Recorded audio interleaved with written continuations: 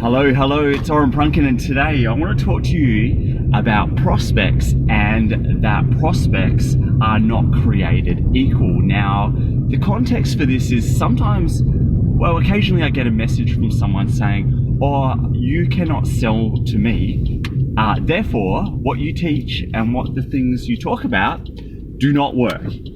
And I have to laugh because sometimes that just comes across so ridiculous, and I'm going to explain why. So I'm going to talk about a few different types of prospects. So let's just pretend person A, they have a need and they're trying to get it solved, but they don't know why it's important to get it solved, how they can go solve it. You know, if there are solutions out there, what kinds of solutions are out there, what the difference between all of them are, and how they will work, and if they will work for them, and if they can actually pull it off, and if there's anything, you know, beyond them that is going to stop them doing it. So there's all these questions that are popping up in their head around this problem that they have. Now, for me to go and sell that person, I have to address all of those things to a level where they are confident that the answers to them will actually produce the result that they want. Now, that's a really long conversation to go and address all of those questions. Now, they're not the only questions that person's going to have, but there are many of them, right?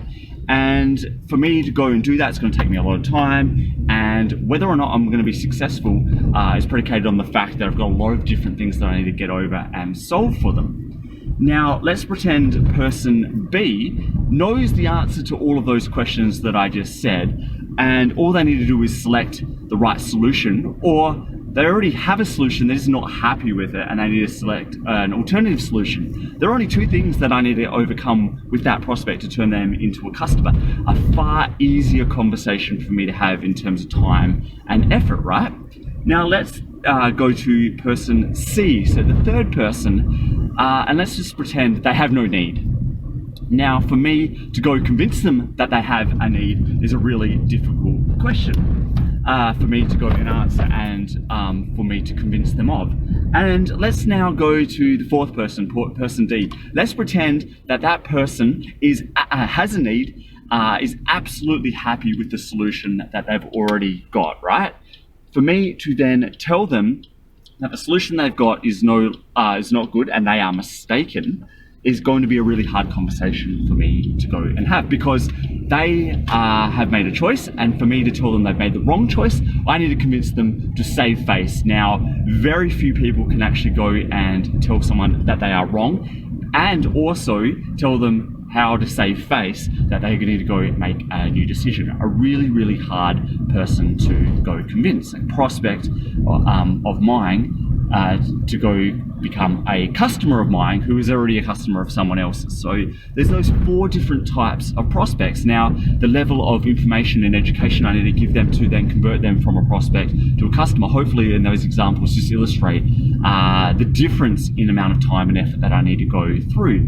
So if someone comes to me and says, "Oh, you can't sell me," they're probably in one of those latter categories, someone that doesn't have a need or has a need, but they are absolutely content with the solution they already have. There is no way that I will be able to convince that person to change what they are already doing. Now, if there is anyone that tells you that they can sell anyone in those situations, or anyone in general, 100% of people, they are liars. They are charlatans, quacks, and swindlers. No one can actually do that. And why would you want to anyway try to convince someone that doesn't have a need or is absolutely happy with the solution they've already got? Because it's going to turn into buyer's remorse. As soon as they purchase that product, they are going to get some sort of regret, and that's a recipe for refunds and so on, and let alone negative referrals and references. So in terms of going out and selling people, you cannot sell 100% of people. Cannot be done, no matter how good a salesperson someone is. Now, the other thing is, it doesn't matter. You shouldn't be trying to do that. The only thing that matters is that you understand that there are different types of prospects, and not all prospects are actually created equal. And when you understand that, you will know where those prospects are in their journey from having a problem to go and then trying to go solve it, and the level of effort and time you need to put in to convert that prospect into a customer.